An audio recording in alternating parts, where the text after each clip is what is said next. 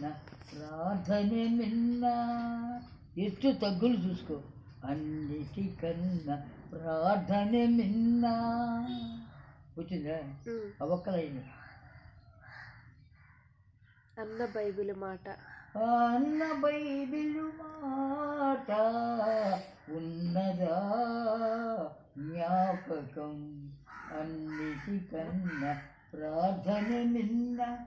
అన్న బైబిలు మాట ఉన్నదా జ్ఞాపకం.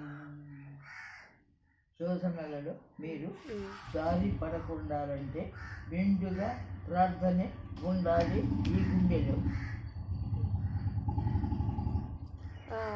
పాడు.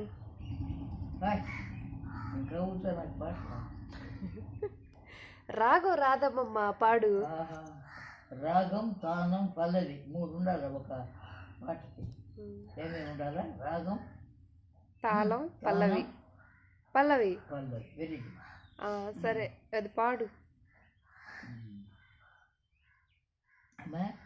అవన్నీ పాడించి 5 గంటలకు మెలకు వచ్చినప్పుడు పాడే పాట చెప్పండి.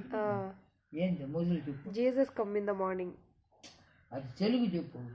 ఉదయముననే నీ పాద సన్నిధి. ఉదయముననే ఉదయముననే నీ పాద సన్నిధి సదముల మదితో చేరితివి. మాదు దుర్గుణములు మీదు కృప చేతను పోగొట్టుము.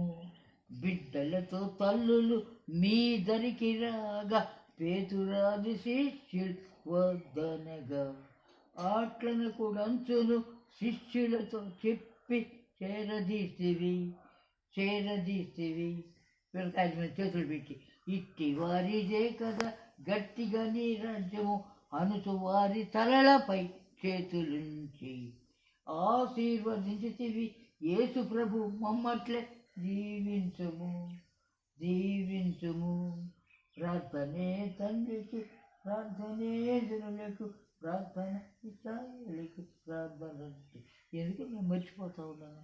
ఇంకా అప్పుడు చిన్నప్పుడు ప్రతి ఒక్కరికి నేర్పించి ఇస్రాయేల్ సమాజంలో బిడ్డలతో తల్లులు వస్తే కొంచెం దూరంగా ఉండండి అన్నారంట పేతురు వాళ్ళంతా శిష్యులు. అటు అరబాకని వాళ్ళని దగ్గరకు పిలిచి ప్రతి ఒక్కరి తలల పైన చేతుల నుంచి వాళ్ళని ఆశీర్వదించినాడు. అది చాలదా? అవునా కాదా?